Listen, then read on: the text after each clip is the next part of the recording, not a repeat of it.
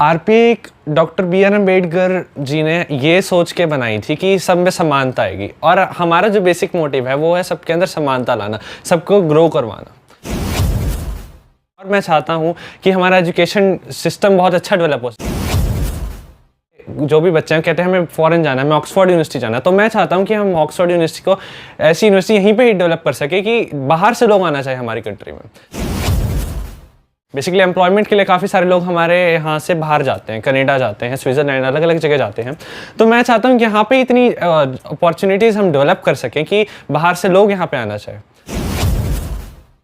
मैं चाहता हूँ कि यहाँ पे हर जाति का, हर रिलीजन का, हर एक बंदा इक्वल हो। और दोस्तों, जय भीम, नमो बुद्धाय। मिलेंद्र गौतम मैं हूँ हरियाणा में, और हरियाणा में कुछ युवाओं से मैंने बात की और युवाओं में एक निकल के नाम आया, अरमान चहल। जी हाँ, अरमान चहल जो हैं वो आरपीआई के युवा नेता हैं और सबसे कम उम्र के युवा नेता हैं। मेरे साथ अरमान जी हैं। अरमान जी, आपका मीडिया में बहुत बहुत स्वागत है। जय भीम, नमो बुद्धाय। अरमान जी, आपको क्या लगा कि आप अपनी इतनी सी उम्र में, छोटी सी उम्र में ही आप एक युवा छात्र हैं, और अभी छात्र ही हैं, अभी आप स्टूडेंट हैं, और स्टूडेंट में भी आपको एक राजनीति का भी वो आ गया है, और आप आरपीआई में एक सबसे कम उम्र के युवा नेता हैं। क्या कहना चाहेंगे, राजनीति में क्यों आना चाहते हैं? राजनीति में मैं आना चाहता हूँ ताकि मेरे जैसे और भी जो लोग हैं, मेरे जैसे और भी जो बच्चे हैं वो भी आए इसमें, ताकि क्योंकि हम ही हैं जो फ्यूचर जनरेशन, जो कि इस कंट्री का फ्यूचर डिसाइड कर सकते हैं। तो मैं ये सोचता हूँ कि जैसे जैसे अगर मैं आऊँगा, मेरे को देख के और लोग आएंगे, जुड़ेंगे, और हम इकट्ठे होंगे, तो उसकी मदद, उससे बहुत मदद हो सकती है हमारे देश को आगे बढ़ने। पर आपने कहा कि फ्यूचर में काम आएंगे, देश के भी काम आएंगे, तो देश के काम आने के लिए नेतागिरी ही क्यों? आप आईएएस, पीसीएस, कमिश्नर्स, कुछ और भी क्लास 1 अफसर बन सकते हैं, प्रशासन को आप नेतृत्व कर सकते हैं, तो नेता ही क्यों? एक्चुअली नेता किसी के अंडर काम नहीं करता। अगर मैं आईपीएस, आईएएस कुछ बनता हूँ तो उसके अंदर मेरे को काफ़ी सारी रेस्ट्रिक्शंस हो सकती है। मैं एक फ्रीली काम नहीं कर सकता हूँ जैसे मैं नेता बन के कर सकता हूँ। जी।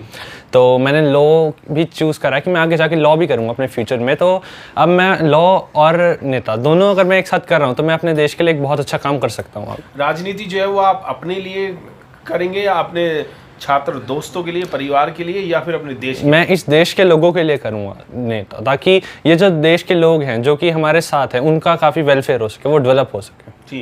क्या नीतियां हैं आपकी? आप क्या चाहते हैं कि अगर आप राजनीति में आते हैं, पॉलिटिक्स में आते हैं, तो पॉलिटिक्स में आकर के आप कुछ ऐसा बदलाव करना चाहेंगे कि जो कि 72 और 75 साल की राजनीति में आज तक नहीं हुआ?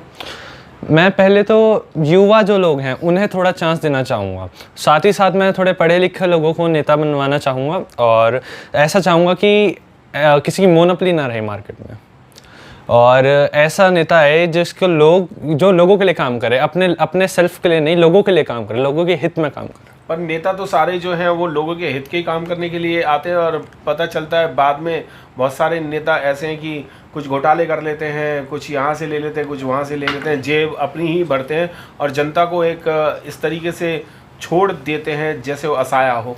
हाँ जी, मैं तो यही चाहता हूँ कि एक पढ़े लिखा नेता है ताकि वो लोगों के हित में काम करे, और ऐसा लोगों के साथ ना हो।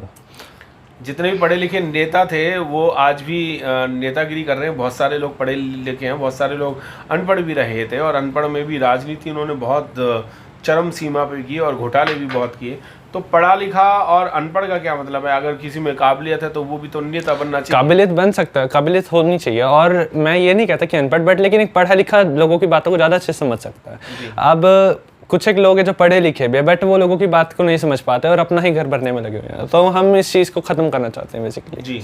आप युवा हैं और बड़े जोशीले हैं, और हाइट पर्सनैलिटी भी आपकी बहुत अच्छी है, अच्छी एजुकेशन भी ले रहे हैं। मैं ये चाहता हूँ कि आप ये बताएं हमारे सब दर्शकों को और देश को और पूरी दुनिया को ये बताएं कि आप किस तरीके की राजनीति करना चाहते हैं और देश को किस मुकाम पे पहुँचाना चाहते हैं। मैं एक DV public school high level school में पढ़ रहा हूँ। वैसे ही मैं चाहता हूँ कि जितने भी मेरे साथी हैं, मेरे दोस्त हैं और जो भी लोग हैं, जो भी जिनके पास अभी इतने फंड्स नहीं हैं, जो कि इतने डेवलपमेंट स्टेज पे नहीं है, जिनके पास पढ़ने के पैसे नहीं है, मैं वो चाहता हूँ कि उनको भी एक हाई एलिमेंट्री एजुकेशन मिल सके, हाई यूनिवर्सिटी एजुकेशन मिल सके। मैं चाहता हूँ कि जैसे कि हमारे आसपास के लोग बाहर के देशों में जाते हैं, बाहर माइग्रेशन करते हैं एम्प्लॉयमेंट के लिए, वैसे ही वो सारे लोग हमारे देश में रह के काम कर सकें। जैसे कोई बच्चा कहता है कि मुझे एजुकेशन के लिए बाहर जाना है, मुझे ऑक्सफोर्ड यूनिवर्सिटी जाना है, मुझे फॉरेन जाना है, मैं चाहता हूँ कि हम ऐसी यूनिवर्सिटीज़, ऐसी एजुकेशन हम अपनी कंट्री में ही डेवलप कर सकें, ताकि हर एक बच्चा अपने एजुकेशन राइट्स अच्छे से ले सके। कि जैसे कि हमें पता है कि जो एजुकेशन है वो बेसिक की है सक्सेस के लिए, और हमारी एजुकेशन जो है एक मेन रोल जो है प्ले करती है for the development of our country. और साथ में मैं चाहता हूँ कि जितने भी लोग हैं हमारे साथ वो सारे अच्छे से ग्रो कर सकें, डेवलप कर सकें, कोई भी गरीब ना हो, किसी भी जाति का, किसी भी धर्म का, सारे लोग इक्वल हो। साथ ही साथ मैं चाहता हूँ कि अब मेरे साथ और भी युवा लोग इकट्ठे हों, ताकि हम सारे इकट्ठे होकर अच्छे से अपने देश के लिए काम कर सकें और एकजुट होकर अच्छे से अपना देश चला सके और सब में एकता ला सके। तो देश चलाने के लिए सर आपको युवाओं की ज़रूरत है या आपको सीनियर्स की भी ज़रूरत पड़ेगी? हमें सीनियर्स की भी ज़रूरत है, और बेसिकली दोनों के दोनों, युवा और सीनियर्स। पर सर सुनने में क्या, देखने में भी ये आया है कि जब थोड़ा सीनियर और एक युवा अगर सामने साथ में खड़े होते हैं तो सीनियर अपनी सीनियरिटी का रौब दिखा करके कहते हैं कि अरे तुम मुझे सिखाओगे या मुझसे ज़्यादा काम करोगे, तो वहाँ पर आप कैसे? देखिए, जैसे कि हमने कहा कि हमें एक एजुकेशन चाहिए। अब अगर कोई एजुकेशन फील्ड में, और वैसे भी एजुकेशन एक बंदे की मेंटल एबिलिटी को डेवलप करता है। अब अगर दोनों डेवलप हैं तो फिर ये प्रॉब्लम भी हमारी ख़त्म हो जाती है। और अगर हमें मान लो कोई कह रहा है ऐसे, तो ये चीज़ हम ख़त्म करना चाहते हैं कि कोई अपनी सीनियरिटी ना दिखा सके, seniority on the basis of post, ऐसा नहीं होना चाहिए कि हम एक बंदे को एज पे और उसके टाइम पीरियड पे, उसके बेस पे सीनियर बता रहे हैं। हम एक सीनियर तो आप ये चाहते हैं कि देश का सारा युवा जो है वो राजनीति में आ जाए, सारा युवा उसमें इंटरेस्ट रखे, और हम फोर्स नहीं कर सकते हैं किसी को। अगर कोई गवर्नमेंट सेक्टर में जाना चाहे, कोई अपनी जॉब करना चाहे, हाँ जी, वो मैंने अभी कहा था कि हाईली जॉब जो होती है, कुछ डॉक्टर बनना चाहते हैं, कुछ प्रोफेसर्स बनना चाहते हैं, कुछ IAS BCS कमिश्नर्स बनना चाहते हैं, अगर वो भी कोई बनना चाहे तो क्या आपकी राजनीति में वो बन सकता है, या आप उन्हें भी नेता ही बनाएंगे बस? हम उन्हें हर एक फील्ड में, हम युवा को और हर एक पर्सन को, हम उन्हें चाहेंगे कि वो हर एक फील्ड में जाएं। हम उनके लिए हेल्प भी करेंगे, हम उनके लिए अलग अलग स्कीम्स बनाएंगे। उसके अलावा हम उनको हेल्प करेंगे ताकि वो हमारे देश में ही ऑक्सफोर्ड यूनिवर्सिटी जैसे लेवल है उस लेवल की पढ़ाई कर सके और अच्छे से ग्रो कर सके। आपने राजनीति चुनी, और राजनीति में आपने सबसे पहली जो राजनीति पार्टी जो चुनी है वो RPI चुनी है, रिपब्लिकन पार्टी ऑफ इंडिया। हाँ जी, जो बाबा साहब डॉक्टर BR अम्बेडकर ने बनाई थी। आपने RPI ही क्यों चुनी? कोई और भी तो हो सकती थी। BJP आज की डेट में बहुत अच्छी ग्रो कर रही है पार्टी, कांग्रेस भी रही है, आम आदमी पार्टी है, BJP है, और जनता दल है, RLD है, बहुत सारी पार्टियां। तो आपने वो ज्वाइन क्यों नहीं की? आपने RPI ही क्यों की, जो कि इसमें उत्तर भारत में अगर देखा जाए, इस साइड देखा जाए तो RPI का जीरो ग्राफ है। RPI doctor BR Ambedkar ji ने ये सोच के बनाई थी कि सब में समानता आएगी, और हमारा जो बेसिक मोटिव है वो है सबके अंदर समानता लाना, सबको ग्रो करवाना। और RPI के अगर हम साथ देखें तो उसका ग्राफ ज़ीरो है, बट अगर हम सारे मिलकर काम करेंगे तो हम उसका बहुत ही उच्च स्थिति पर लेके जा सकते हैं। बेसिकली हमें डॉक्टर BR अम्बेडकर ने सिखाया था कि हमें हर एक बंदे को एक एलिमेंट्री एजुकेशन देनी है ताकि वो डेवलप कर सके एक समानता के साथ, और हमें जाति और इन सब चीज़ों को पीछे छोड़ना पड़ेगा। और इसलिए मैंने इस पार्टी को चूज़ करा है ताकि मैं लोगों के अंदर समानता ला पाऊँ और ये जो ग्राफ है इसको अप लेके जा सकूँ। तो क्या लगता है कि आप सिर्फ अभी वोट देने लायक हुए हैं?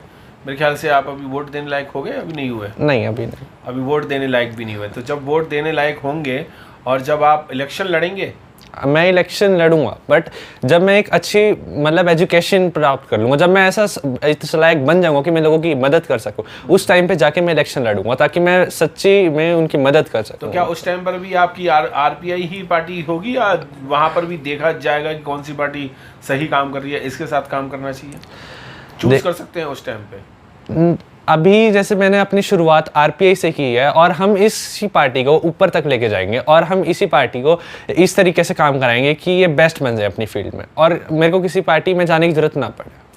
बहुत बहुत धन्यवाद। आप हमारे युवा नेता हैं और अरमान चहल जी हमारे साथ थे और अरमान जी ने बहुत अच्छी बातें की कि मैं एजुकेशन और एम्प्लॉयमेंट जो है वो दुरुस्त करना चाहता हूँ और सब लोगों को मकान मिले, सब लोगों को घर मिले और सब लोग जो है वो इस देश में हंसते खेलते रहें और हमारा देश जो है वो उन्नति करे। ऐसी ही अगर युवाओं की, सब लोगों की सोच हो जाए तो हमारा देश वाकई में फिर से सोने की चिड़िया बन जाएगी। जय भीम, नमो बुद्धाय। मिलेंद्र गौतम।